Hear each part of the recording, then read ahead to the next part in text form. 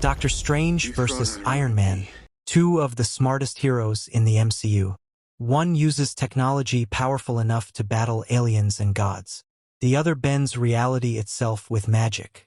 Iron Man versus Doctor Strange is one of the most interesting matchups in Marvel history, because this fight isn't just power versus power, it's science versus magic. So today, we're breaking down who would realistically win using only their live-action MCU versions. First, strength. Physically, Iron Man clearly takes this category. Tony Stark's nanotech armor allowed him to fight Thanos directly in Avengers: Infinity War. He staggered Thanos multiple times and survived hits that would instantly kill normal humans. Doctor Strange, meanwhile, is physically just a regular man. Without magic, he has no enhanced strength. So raw power easily goes to Iron Man. Now speed and durability.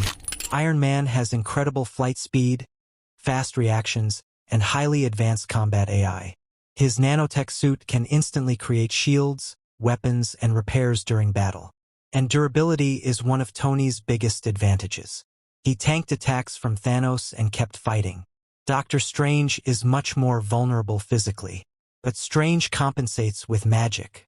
Instead of tanking attacks, he avoids them completely using portals, shields, and battlefield manipulation. So durability goes to Iron Man. Now IQ and combat skill. Both characters are geniuses.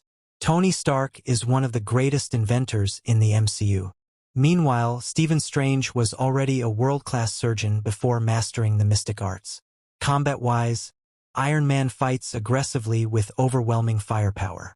Doctor Strange fights smarter and more unpredictably. Portals, illusions, binding spells, mirror dimension attacks. His style is much harder to counter. So overall combat versatility goes to Doctor Strange. Next is abilities. This is where the fight changes completely. Iron Man has advanced weapons and insane technology, but Doctor Strange has reality-altering magic.